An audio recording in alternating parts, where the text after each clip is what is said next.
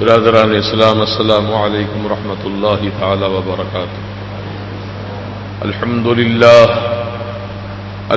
للہ رب العالمین والعاقبۃ للمتقین والصلاة والسلام على سید الانبیاء وسید المرسلین وعلى آلہ الطیبین الطاہرین وأصحابه الكرام أجمعين، أما بعد فأعوذ بالله من الشيطان الرجيم، بسم الله الرحمن الرحيم۔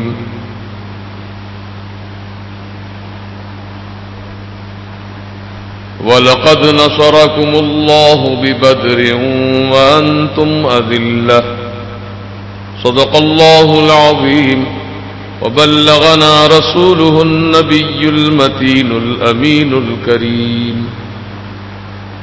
عزیزان ملت اسلامیہ، بزرگوں اور نوجوان دوستوں، عقیدت و محبت کے ساتھ حضور سرور کائنات، فخر موجودات، صاحب الاولاق، مالک رقاب امم، صاحب جود و کرم، رحمت للعالمین، شفیع المذنبین، سرکار ابد قرار، سید ابرار و اخیار، احمد مختار محمد رسول اللہ صلی اللہ تبارک و تعالی علیہ وآلہ وسلم کی بارگاہ مقدسہ میں ہدیہ درود و سلام پیش کریں۔ اللہم صلی علی سیدنا و شفیعنا و نبینا مولانا محمد معدن الجود والکرم وآلہ وبارک وسلم، صلاۃ و سلام علیک یا رسول اللہ صلی اللہ تعالی علیہ وسلم۔ یہ ماہ رمضان کے جو آخری ایام چل رہے ہیں، کل کی جو تاریخ گزری رمضان کی 17 تاریخ، یہ تاریخ عالم میں 17 تاریخ کی بہت ہی اہمیت اس اعتبار سے کہ اسلام اور کفر کی پہلی جنگ 17 رمضان سن 2 ہجری میدان بدر میں واقع ہوئی۔ اللہ کے پیارے حبیب صلی اللہ تبارک و تعالی علیہ وسلم جب مکہ کی دھرتی پر جلوہ فرما ہوئے اور دنیاوی اعتبار سے 40 سال کی عمر میں آپ نے اعلان نبوت فرمایا۔ جب حضور 40 سال کے ہو گئے تو حضور نے اعلان فرمایا کہ میں اللہ کا نبی ہوں۔ اس کو کہتے ہیں اعلان نبوت۔ جب حضور نے اعلان کیا تو جو حق پسند تھے، حق پرست تھے، جن کی طبیعتوں میں شرافت تھی، انہوں نے اللہ کے رسول کو سنا، دیکھا اور مانا، مان لیا آپ اللہ کے نبی ہیں۔ تو تاریخ اسلام میں یہ بات بالکل واضح ہے کہ سب سے پہلی ذات جو حضور کو ماننے والی ذات ہے، اس ذات کا نام ہے سیدنا صدیق اکبر رضی اللہ عنہ،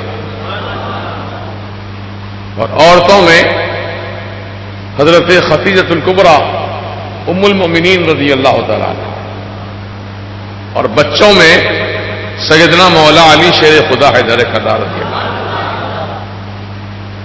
یہ 3 شخصیتیں ہیں، مردوں میں سے ایک صدیق اکبر ہیں، عورتوں میں سے سیدہ خدیجہ، اور بچوں میں سیدنا مولا علی۔ یہ تینوں سب سے پہلے اول اللہ اور اللہ کے رسول پر یہ ایمان لانے کا اعلان کرتے ہیں کہ بے شک آپ اللہ کے نبی ہیں اور اللہ وحدہ لا شریک ہے۔ اب اس طریقے سے اسلام پھیلتا گیا۔ ایک دور ایسا بھی آیا کہ 39 مسلمان ہو چکے تھے۔ کتنے؟ 39، ایک کم 40 مسلمان بن چکے تھے۔ تو سیدنا عمر ابھی اسلام قبول نہیں کیے تھے، اس وقت کی بات ہے۔ انہوں نے قسم کھائی اپنے معبودان باطل کی کہ لات و عزا کی قسم، یہ لات اور عزا 2 بت کے نام ہیں، تو عمر ابن خطاب اس وقت بتوں کو مانتے تھے، اس لیے انہوں نے ان بتوں کی قسم کھائی، کہا لات و عزا کی قسم، میں 40واں مسلمان کسی کو بننے نہیں دوں گا، اس سے پہلے پہلے محمد عربی کا خاتمہ کر دوں گا۔ کس نے قسم کھائی ہے؟ عمر ابن خطاب نے۔ اب اللہ کی مشیت دیکھیے، حضور نے ادھر دعا فرمائی کہ یا اللہ، مکے میں دو شخصیتیں ہیں، ایک ہے عمر ابن خطاب اور دوسرا عمر ابن حشام، ابو جہل۔ ابو جہل کا اصلی نام عمر ابن حشام۔ تو حضور نے فرمایا ہے اللہ، یہ مکے کی دو شخصیتیں ہیں، ایک عمر ابن حشام، ایک عمر ابن خطاب، ان دونوں میں سے کسی ایک کو، حضور کی دعا دیکھیے، حضور چاہتے تو یہ بھی دعا فرما سکتے تھے یا اللہ دونوں کو، دونوں میں سے کسی ایک کو اسلام کی توفیق عطا فرما اور اسلام کو شوکت عطا فرما۔ تو یہ دعا حضور نے کی اور رب کی بارگاہ میں قبول ہو گئی۔ کس کے حق میں قبول ہوئی؟ عمر ابن خطاب کے حق میں قبول ہوئی۔ عمر ابن حشام ابو جہل کے حق میں دعا قبول نہ ہوئی، عمر ابن خطاب کے حق میں ہوئی۔ اب آپ کہیں گے عمر ابن خطاب سے بھی زیادہ دشمنی کرنے والا تو ابو جہل تھا، کاش کہ ابو جہل کو مسلمان بنا دیا جاتا، دشمنی ساری ختم ہو جاتی۔ لیکن عمر ابن خطاب دشمن تھے، لیکن اس سے کم ان کو اسلام کی توفیق ہوئی، اس کو نہ ہوئی۔ کیوں نہ ہوئی؟ ابو جہل کو اسلام لانے کی توفیق کیوں نہیں ہوئی؟ تو علماء کرام فرماتے ہیں دونوں شخصیتوں میں فرق ہے۔ سیدنا عمر ابن خطاب دشمن ہیں لیکن گستاخ نہیں ہے، دشمن ہے لیکن گستاخ رسول نہیں ہے، اور ابو جہل دشمن بھی ہے اور گستاخ رسول بھی ہے، اس لیے اس کے حق میں دعا قبول نہ ہوئی۔ تو معلوم ہوا جو گستاخ رسول ہوتے ہیں ان کو ہدایت کی توفیق نہیں ہوتی، یہ بات ثابت ہوگی اس واقعے سے۔ اگر گستاخوں کو بھی ہدایت کی توفیق ہو جاتی تو ابو جہل بھی اسلام قبول کر لیتا، لیکن اس کے حق میں قبول نہ ہوئی۔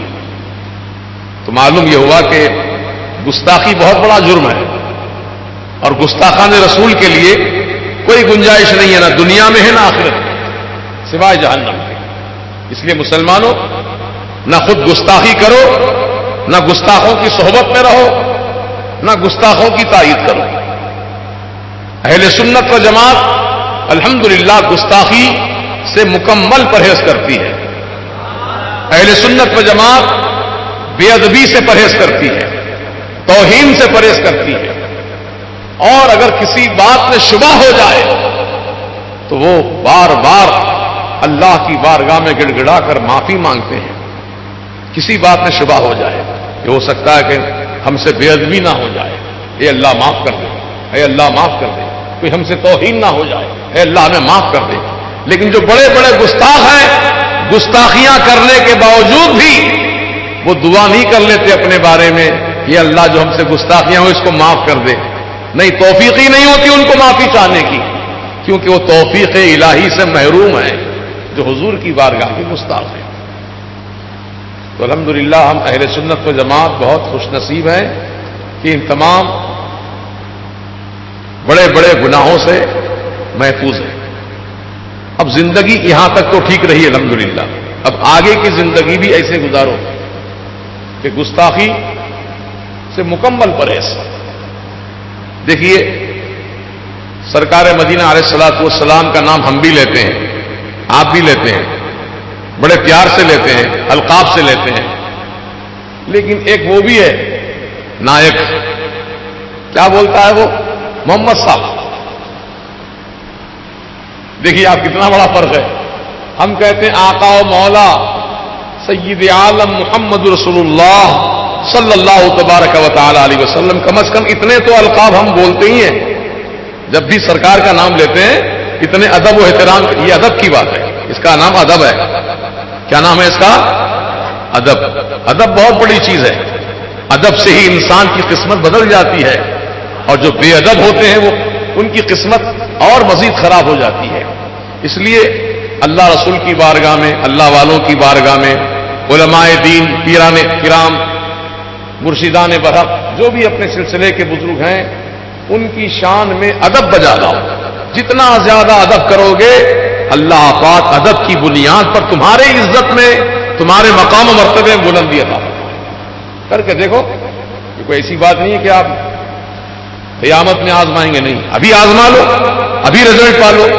آپ ادب کرو اس دنیا میں, یہی رزلٹ لے لو. دور کیوں جاتے ہیں؟ ادب بہت بڑی نعمت ہے. اور گستاخ اس کے برعکس جو گستاخی کرتے ہیں دنیا میں بھی سزا مل جاتی ہے, اور آخرت کی سزا تو الگ ہے. جیسا کہ حضور پاک علیہ السلام کی ایک لکڑی تھی, ٹیڑھی میڑھی لکڑی تھی, جو حضور کبھی اپنے ہاتھ میں پکڑا کرتے تھے. تو وہ لکڑی کتنی بابرکت لکڑی ہے. ہم تو یہ سمجھتے ہیں سرکار سے اس لکڑی کو نسبت ہو گئی, یہ لکڑی بھی ہمارے لیے قابل تعظیم ہو گئی ہے نا. بولو جی, قابل تعظیم ہو گئی. جیسے کہ قرآن کا ادب کرتے ہو یا نہیں کرتے ہو؟ کرتے ہیں. کیا جی, ادب کرتے ہیں نا. ہاں, قرآن کس کا کلام ہے؟ اللہ کا کلام. اب قرآن سے کپڑا لگا دیا ہم نے, اس کو جزدان بنایا. کیا بنایا؟ جزدان, غلاف ہے تو کپڑا, لیکن ملا کس سے؟ وہ نسبت کس سے حاصل ہو گئی؟ قرآن سے, جو اللہ کا کلام ہے. تو جہاں ہم قرآن کو چومتے ہیں اس کپڑے کو بھی چومتے ہیں. صحیح ہے؟ غلط تو نہیں بول رہا ہوں. کپڑے کو کیوں چوما آپ نے؟ بھائی آپ کا میرا یہ کپڑا ہے, میں کبھی نہیں چوما اس کو, اور چوموں گا بھی کیوں؟ کیونکہ اس کو نسبت قرآن سے نہیں ہے, میری ذات سے نسبت ہے. یہ قابل تعظیم نہیں ہے. جو قرآن سے لگا ہوا غلاف ہے وہ قابل تعظیم ہے. کعبۃ اللہ قابل احترام ہے کیونکہ اللہ کا گھر ہے, اور کعبے پر جو پڑا رہتا غلاف, وہ غلاف کعبہ بھی ہمارے لیے قابل احترام ہے کیونکہ اللہ کے گھر سے نسبت ہے. تو مسلمانوں, جب اللہ والوں سے, اللہ سے کسی چیز کی نسبت ہو جاتی ہے تو وہ نسبت والی چیز بھی ہمارے لیے قابل احترام, قابل ادب ہو جاتی ہے. لیکن وہابی, دیوبندی, حدیث جتنے ہیں, ان کے پاس یہ نسبت کی کوئی چیز اہمیت نہیں ہے. ان کے پاس اس کا چیپٹر ہی نہیں ہے. سمجھو آپ, ادب نام کا کوئی چیپٹر نہیں ہے. یہ بے ادبوں کی جماعت ہے. ادب پسند نہیں آتا ان کو, کیونکہ جو گندگی میں رہتے ہیں ان کو گندگی ہی پسند آتی ہے, اور جو خوشبو میں رہتے ہیں ان کو خوشبو پسند آتی ہے. مثال کے طور پر گوبر کا کیڑا, گوبر میں کیڑے ہوتے ہیں. اگر آپ اس کیڑے پہ رحم کھائیں, ارے بیچارہ کیڑا ہے, گندگی میں, گوبر میں ہے, غلاظت میں ہے, اس کو کاڑی سے باہر نکالا آپ نے الگ سے, یہ گندگی میں بیچارہ, اس کو میں عطر میں رکھوں گا. آپ نے اس کیڑے کو نکال کے عطر کی شیشی میں ڈالا. تھا گوبر کے اندر, پہلے زندہ تھا, رینگ رہا تھا, حرکت کر رہا تھا. جیسے ہی آپ نے عطر کی شیشی میں اس کیڑے کو ڈالا, کیڑا مر گیا. دیکھ لو آزما کے. آپ ریسنٹلی اس کا تجربہ کر سکتے ہیں. گندگی میں رہنے والے کیڑے کو ہمدردی کے طور پہ آپ نکال کے عطر کی شیشی میں ڈالے, مر گیا وہ فوراً. کیونکہ اس کو خوشبو پسند نہیں ہے. بولو جی, گوبر کے کیڑے کو خوشبو پسند نہیں ہے,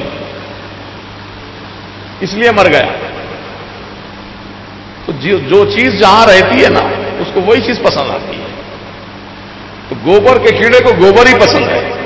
یہ مثال میں اس لیے دیا ہوں, جو لوگ رات دن گستاخی کے ماحول میں رہتے ہیں ان کو گستاخیاں ہی اچھی دکھتی ہیں, اور جو رات و دن ادب و احترام کی خوشبو میں رہتے ہیں الحمدللہ, تو وہ بدبو والا یا خوشبو والے ماحول میں آ تو بے چین رہتا ہے.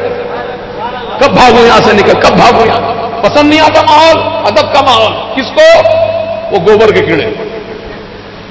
اس کے لیے اپنے آپ کو ادب کے دائرے میں رکھو.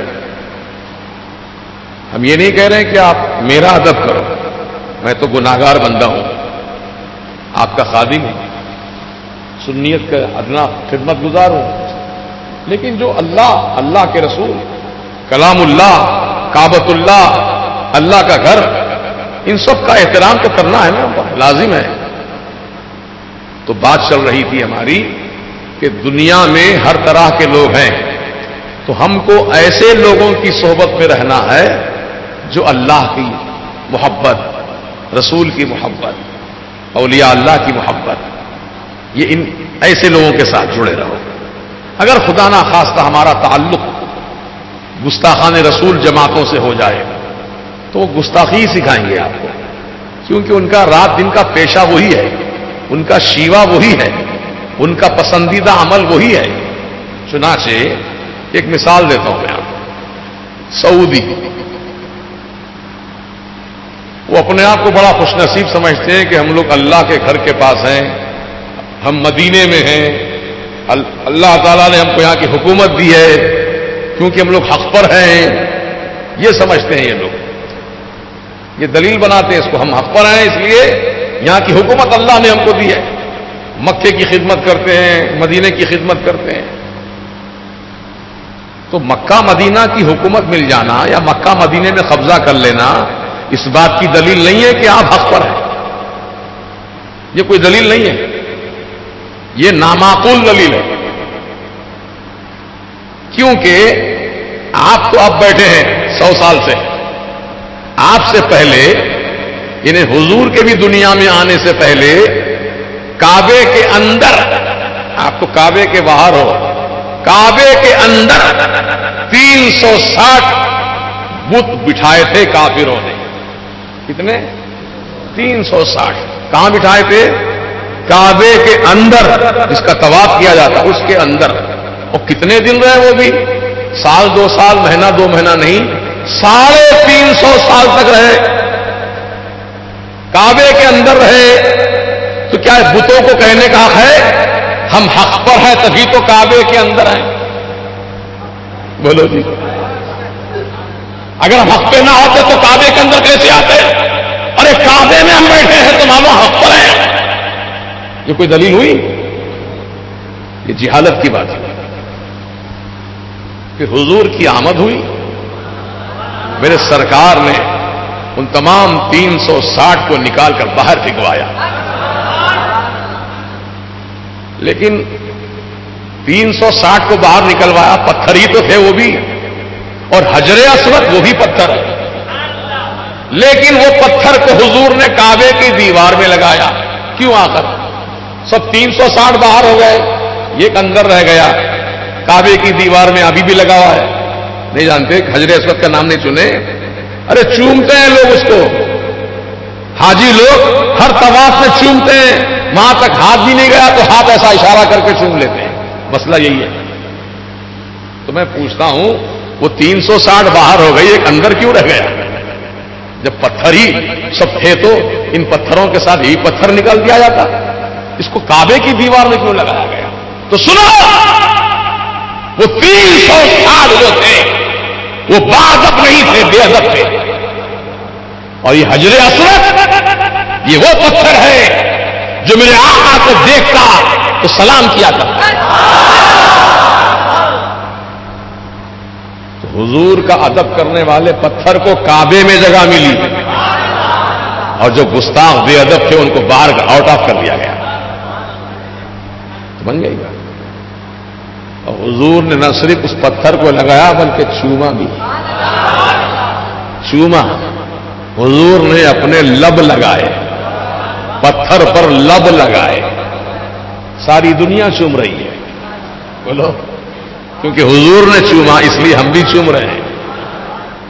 تو حضور کے جہاں لب لگے اس کو چومنا سنت، اس کو چومنا ثواب، اس کو چومنا عبادت. جہاں حضور کے لب لگے، لب لگنے والی جگہ کو چومنا جائز. تو جہاں مدینہ طیبہ میں قبر انور میں جہاں حضور کا سب کچھ لگا ہوا ہے، یہاں تو لب لگے ہیں، وہاں سب کچھ ہے. بولو جی وہ جگہ کا ادب کتنا ہونا چاہیے. اسی لیے اعلی حضرت فرماتے ہیں حرم کی زمین اور قدم رکھ کے چلنا، ارے سر کا موقع ہے وہ جانے والے. یہ ادب کی جگہ ہے. فرماتے ہیں کہ ادب گاہے زیر آسماں، ادب گاہے عرش نازک کر نفس گم کردہ می آیت جنید و بایزید اینجا. عرش عظیم کے نیچے، عرش عظیم کہاں ہے؟ آسمانوں میں ہے نا. تو عرش عظیم کے نیچے مدینہ ہے. تو مدینہ طیبہ عرش عظیم کے نیچے ایک ایسی جگہ ہے، ایک ایسی بارگاہ ہے جو عرش عظیم سے بھی زیادہ ادب کی جگہ ہے، نازک جگہ ہے. وجہ پوچھی کیوں؟ تو کہا کہ یہاں اللہ کے حبیب آرام فرما ہے، یہاں اللہ کے حبیب آرام فرما ہے. تو جنید بغدادی، سیدنا بایزید بستانی جیسے اللہ کے ولی جب حضور کی بارگاہ میں آتے تھے سلام کے لیے تو سانس بند کر کے آتے تھے، سانس روک کر آتے تھے. وجہ پوچھی ان بزرگان دین سے، آپ حضور کی بارگاہ میں جتنی دیر رہتے ہیں سانس نہیں لیتے آپ لوگ، کیوں؟ وجہ کیا ہے اس کی؟ تو فرماتے ہیں سانس اس لیے نہیں لینا چاہتے ہیں حضور کی بارگاہ میں کیونکہ یہاں پر معاملہ یہ ہے کہ اگر آواز تھوڑی سی بلند ہو جائے تو نیکیاں برباد ہو جاتی ہیں. حضور کی بارگاہ میں تھوڑی آواز بلند ہو جائے تو نیکیاں برباد ہو جاتی ہیں. یہ قرآن میں فیصلہ ہو چکا ہے، ان تحبط اعمالکم وانتم لا تشعرون، نیکیاں تمہاری برباد ہو جائیں گی، تمہیں پتہ بھی نہیں چلے گا کیسے برباد ہو گئی. اس لیے ہم ڈر رہے ہیں کہیں سانس لینے میں، دیکھیے آپ سانس لینے میں کتنی آواز ہوتی ہے، سانس لینے میں بھی کہیں آواز نہ ہو جائے اور کہیں ہمارے اعمال برباد نہ ہو جائے. اس لیے حضور کی بارگاہ کا ادب بجا لانے میں اپنی سانس کو بند کر کے یہ ادب کیا بزرگوں نے. اور آج حاجی لوگ چلا رہے ہیں، وہاں پر جھگڑے کرتے ہیں، دھکم کھیل کرتے ہیں. ادب کی جگہ ہے، ادب بجا لاؤ. تاخیر ہوتی ہے زیارت کرنے میں، تاخیر ہو صحیح برداشت کرو، لیکن کسی کو دھکا مت مارو، کیونکہ لائن لگا کر لوگ آتے ہیں حضور کی بارگاہ میں سلام پیش کرنے کے لیے. تو سامنے والے کو دھکا مت مارو، پیچھے والا سامنے والے کو دھکا نہ مارے، بلکہ ادب کے ساتھ نگاہوں کو نیچے جھکا کر خرامہ بڑے ادب و احترام کے ساتھ باوقار طریقے سے حضور کی بارگاہ میں جا رہے ہو، شہنشاہ کون و مکان کی بارگاہ میں جا رہے ہو، سید انس و جاں کی بارگاہ میں جا رہے ہو، رحمت للعالمین کی بارگاہ میں جا رہے ہو، اللہ کے پیارے حبیب کی بارگاہ میں جا رہے ہو. یہ وہ بارگاہ ہے جہاں صبح میں 70,000 فرشتے آ کر اپنے نورانی پلکوں سے بارگاہ کی جھاڑو لگاتے ہیں.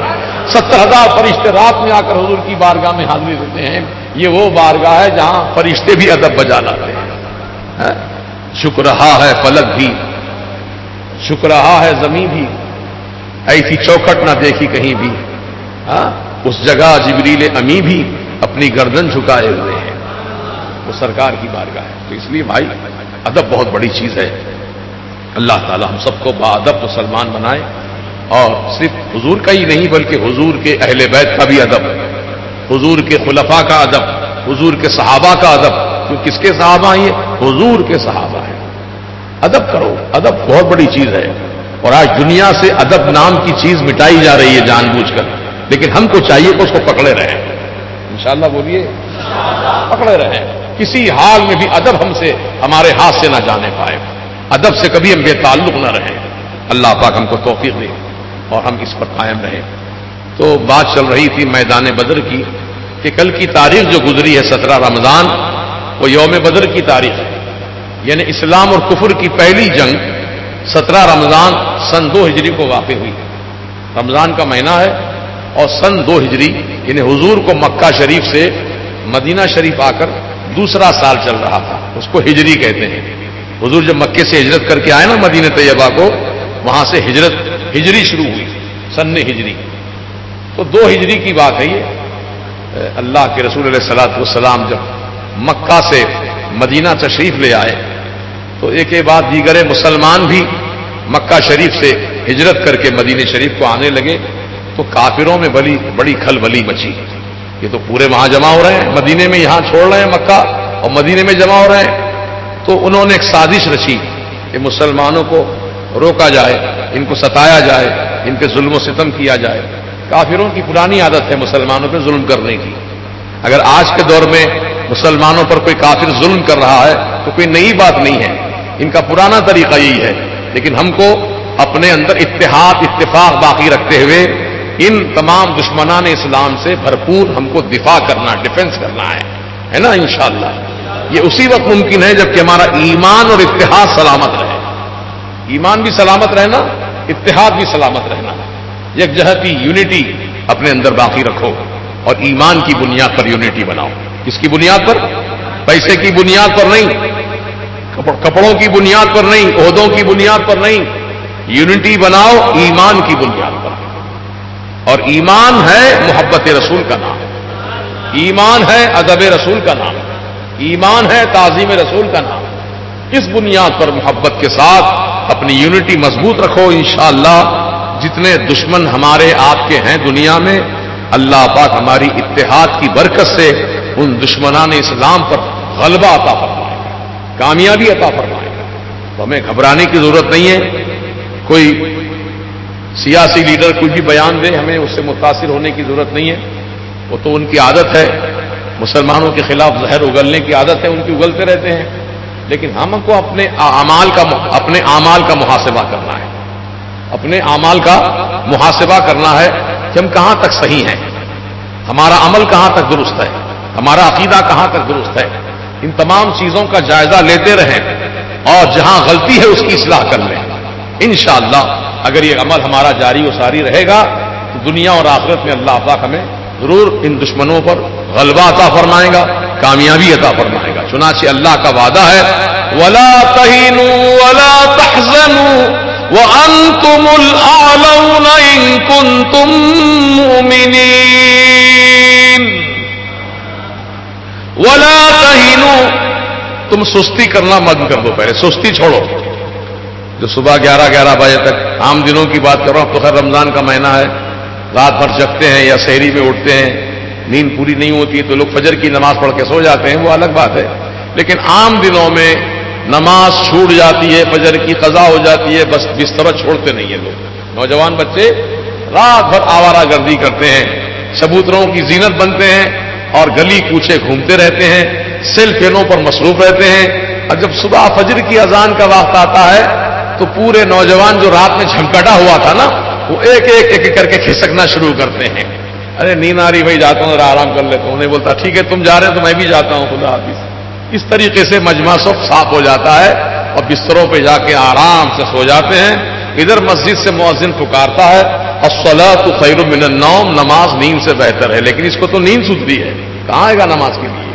غور کریے، تو اللہ کا عذاب نہیں آئے گا تو کیا آئے گا پھر؟ اللہ تعالیٰ دشمنوں کو ہم پر مسلط نہیں کرے گا تو کیا کرے گا پھر؟ ہے نا، آج جو دشمن ہمارے اوپر مسلط ہے یہ ہمارے بدعمالیوں کا نتیجہ ہے، ہمارے بدعقیدیوں کا بھی نتیجہ ہے۔ اگر کاش کے مسلمان بن جائے نا، قسم خدا کی 313 تھے بدر میں، 313 انگلی پہ گن سکتے، 313 آدمی تھے، صرف مسلمان تھے، اللہ کے رسول کے شہدائی تھے، غلامان مصطفیٰ تھے، دامن رسول سے وابستگی تھی، حضور کی محبت میں سرشار ہو کر اللہ کے دین کی سربلندی کے لیے میدان بدر میں جوتا چپل پہنے بغیر صحابہ ننگے پاؤں چلتے ہوئے مدینے سے بدر کے میدان کو پہنچے تھے۔ بھوک تھی، پیاس تھی، شدت کی دھوپ تھی، لیکن کوئی ہمت نہیں ہار رہا ہے، کوئی سستی نہیں کر رہا ہے، کوئی دامن بچا کے بھاگ نہیں رہا ہے، وہ اللہ اور رسول کی محبت میں دیوانہ وار بڑھتے جا رہے ہیں۔ آقا علیہ السلام نے اپنے صحابہ کی حالت دیکھی تو سجدے میں سر رکھ کر رب سے کہا مولا ہم کمزور ہیں، میں طاقت عطا فرما، یا اللہ ہمارے پاس ساز و سامان نہیں، ہم کو ہتھیار عطا فرما۔ اللہ کے رسول دعا فرما رہے ہیں اللہ آج اگر تو نے ہماری مدد نہ کی تو اس روئے زمین پر تیرا نام لیوا، اللہ کا نام لینے والا دنیا میں کوئی باقی نہیں رہے گا۔ اے اللہ پاک آج ہماری مدد کرنا، آج تیری مدد کی ضرورت ہے۔ حضور نے اللہ تعالی سے مدد مانگی، کس سے مانگی؟ اللہ سے مدد مانگی، اور اللہ تعالی نے مدد کے لیے فرشتوں کو بھیجا۔ 5000 فرشتے آئے۔ آج لوگ کہتے ہیں غیر اللہ کی مدد لینا، غیر اللہ سے مدد مانگنا شرک اور حرام ہے۔ حضور نے تو مدد اللہ سے مانگی تھی، لیکن اللہ تو نہیں آیا بدر کے میدان میں، فرشتوں کو بھیجا۔ فرشتے تو خدا نہیں ہے، خدا کے فرشتے ہیں، مخلوق ہیں، خالق نہیں ہے وہ۔ بولیے نا، کتنا اچھا فیصلہ ہے۔ مدد مانگی حضور نے خدا سے، لیکن خدا نے کیا کیا؟ فرشتوں کو بھیجا، جاؤ مدد کرو میرے حبیب کی، میرے حبیب کے غلاموں کی۔ تو معلوم ہوا کہ اللہ تعالیٰ کے جو ہیں ان سے مدد لی جا سکتی ہے، جو اللہ کے ہیں ان سے مدد لی جا سکتی ہے۔ تو میں پوچھتا ہوں، غوث کس کے ہیں؟ خواجہ کس کے ہیں؟ قطب الدین بختیار کاکی کس کے ہیں؟ حضرت نظام الدین اولیاء کس کے ہیں؟ صابر پاک کس کے ہیں؟ بولو کس کے ہیں؟ اللہ کے ہیں، اللہ کے رسول کے ہیں، اللہ والے ہیں۔ تو جو اللہ والے ہیں ان سے مدد لینا یہ سرکار مدینہ علیہ الصلوۃ والسلام کی سنت کے مطابق بالکل درست اور جائز ہے نا۔ اب یہ کہ حضور نے فرشتوں کی مدد لی مسلمانوں نے، اور آج ہم غوث و خواجہ کی مدد لے رہے ہیں، کیونکہ وہ اللہ کی طرف سے ہم گناہگاروں کی مدد کے لیے مقرر کیے گئے ہیں۔ دیکھو جی، اللہ تعالیٰ ہر کام کے لیے کسی کا نہ کسی کو منتخب کیا ہے۔ جیسا کہ آسمان کے فرشتے یہ مختلف کاموں پر مامور ہیں، کوئی پانی برساتا ہے، کوئی موت دیتا ہے نا، فرشتوں کے ذمہ ہے نا سب کام۔ جب روح کھینچنے کا وقت آتا ہے تو فرشتہ آتا ہے، پانی برسانے کا کام میکائیل علیہ السلام کا ہے، زمین سے اناج پیدا کرنے کا کام انہی کا ہے۔ اور جب قیامت کا دن آئے گا، سور پھونکی جائے گی، تو سور کون پھونکے گا؟ اللہ تعالیٰ پھونکے گا؟ نہیں، فرشتے سے پھونکوائے گا، جس کا نام اسرافیل علیہ السلام ہے۔ حکم ہوگا رب کا ہے، اسرافیل سور پھونکو، قیامت برپا کرو۔ قیامت کا برپا کرنے والا تو اللہ، لیکن اللہ کسی ذریعے سے کرتا ہے، بولو جی، وسیلے سے کرتا ہے۔ حالانکہ اللہ محتاج نہیں ہے۔ اللہ پاک ہم کو سمجھا رہا ہے، بتا رہا ہے کہ دیکھو میں قادر مطلق، یہ میرا قانون ہے، تو میرے قانون کے مطابق چلو۔ تو اللہ تعالیٰ نے فرشتوں کو پیدا کیا، اور آپ دیکھتے ہیں آسمان پر ستارے ہیں، جب چاندنی رات نہیں ہوتی تو ستارے جگمگ جگمگ کرتے نظر آتے ہیں، ساری دنیا دیکھتی ہے، یہ ستارے ہی ہیں۔ اللہ تعالیٰ نے فرمایا ہم نے اس سے دو کام مقرر کیے ستاروں کے ذمے۔ ایک کام تو یہ زینت، وَلَقَدْ زَيَّنَّا السَّمَاءَ الدُّنْيَا بِمَصَابِيحَ، اور ہم نے آسمان دنیا کو زینت دی، یعنی سجایا۔ زینت کے معنی سجانے کے ہیں، تو معلوم ہوا سجاوٹ کرنا، زینت دینا، زینت کرنا یہ کوئی حرام کام نہیں ہے، بلکہ اللہ پاک کی سنت ہے۔ اس لیے عورت اپنے شوہر کے لیے زینت کرے، زینت جو ہے شوہر کے لیے کرے، دوسروں کو دکھانے کے لیے نہیں۔ عورت زینت کرے، بناؤ سنگار کرے، اچھا لباس پہنے، اچھا زیور پہنے، خوشبو لگائے، کس کے لیے؟ اپنے شوہر کو خوش کرنے کے لیے، دوسروں کو خوش کرنے کے لیے نہیں۔ لیکن اب معاملہ الٹا ہے، گھر میں رہتے ہیں میلے کچیلے کپڑے پہن کر ہوتے ہیں، جب شادی میں جانے کا ٹائم آتا تو صبح سے تیاری چلتی ہے، ہر چیز نپی تلی پہنتے ہیں، میچنگ والی۔ بہرحال اب کیا بیان کروں، آپ سب جانتے ہیں۔ تو کہنے کا مطلب یہ کہ زینت ہو رہی ہے، لیکن کس کے لیے؟ دوسروں کو دکھانے کے لیے، شوہر کو خوش کرنے کے لیے زینت نہیں ہو رہی ہے۔ تو بہرحال اللہ توفیق دے عورتوں کو، زینت کریں لیکن اپنے شوہر کو خوش کرنے کے لیے کریں، اس نیت سے، تو ثواب ہے عبادت کا، اور اللہ تعالیٰ خوش ہوگا۔ تو اللہ نے بھی زینت دی آسمان کو، کس سے؟ ستاروں سے۔ آپ رات کے وقت جب آنکھیں اٹھاتے ہیں آسمان کی طرف اور رات اندھیری ہو اور ستارے جگمگ جگمگ کر رہے ہوں، کتنا بھلا لگتا ہے، دل کو سکون دکھتا ہے، آنکھوں کو ٹھنڈک ملتی ہے۔ اس منظر کو دیکھ کر اللہ کی تعریف یاد آتی ہے، سبحان اللہ، کتنا اچھا آسمان ہے، کتنے اچھے ستارے ہیں۔ تو اللہ پاک نے فرمایا ہم نے تو ایک کام تو یہ لیا، ستاروں سے زینت دی، اس کو آسمان کو زینت بخشی، اور دوسرا کام یہ ہے اس کا، جب کوئی شیطان آسمان کی طرف آتا ہے فرشتوں کی گفتگو سننے کے لیے، تو ہم نے کچھ فرشتے مقرر کر رکھے ہیں آسمان کی طرف، جو تارا پھینک کر شیطان پر وہ حملہ کرتے ہیں، مارتے ہیں، بھگاتے ہیں۔ کبھی کبھی آپ نے رات میں جنگلوں میں، گاؤں میں، دیہاتوں میں دیکھا ہوگا کہ رات کے وقت میں اچانک ایک شعلہ گر رہا ہے، آسمان پہ بڑا شعلہ گر رہا ہے۔ وہ شعلہ نہیں ہے بلکہ شیطان مردود ہے، جس کو فرشتے مار کے بھگا رہے ہیں تو آگ بن کر گرتا ہے نیچے۔ تو فوراً نظر پڑ جائے ایسی چیز پر تو نظروں کو ہٹا لو، استغفار پڑھو، لا حول پڑھو، کیونکہ وہ شیطان ہے۔ آپ جو دیکھ رہے ہیں شیطان کو دیکھ رہے ہیں، وہ روشنی جو ہے۔ تو معلوم یہ ہوا کہ اللہ پاک نے آسمان کے ستاروں کو شیطان کو بھگانے کے لیے بھی بنایا۔ یہ قرآن میں ذکر ہے اس کا، وَلَقَدْ زَيَّنَّا السَّمَاءَ الدُّنْيَا بِمَصَابِيحَ وَجَعَلْنَاهَا رُجُومًا لِلشَّيَاطِينِ، اور ہم نے ستاروں کو بنایا اس لیے تاکہ اس کے ذریعے شیطان کو مارا جائے، ان کو دھتکارا جائے، ان کو پھٹکارا جائے، ان کو مردود کیا جائے۔ تو آسمان کے ستارے جو آسمان پہ چمکتے ہیں، ان کا کام انسانوں کی آنکھوں کو ٹھنڈا رکھنا بھی ہے اور شیطانوں کو بھگانا بھی ہے۔ صحیح ہے؟ تو اللہ تعالیٰ نے جیسے آسمان کو زینت دی تاروں سے، زمین کو بھی زینت دی۔ زمین کو کس چیز سے زینت دی؟ نبیوں سے، رسولوں سے، اہل بیت سے، صحابہ سے، خلفاء راشدین سے، اولیاء کرام سے، غوث و خواجہ رضا سے اللہ نے زمین کو زینت دی۔ آسمان کے فرشتوں کا کام ہے شیطانوں کو بھگانا، مارنا، اور زمین کے یہ تاروں کا کام ہے وہابیت کو دفع کرنا، نجدیت کو دفع کرنا، ان کا کام ہے۔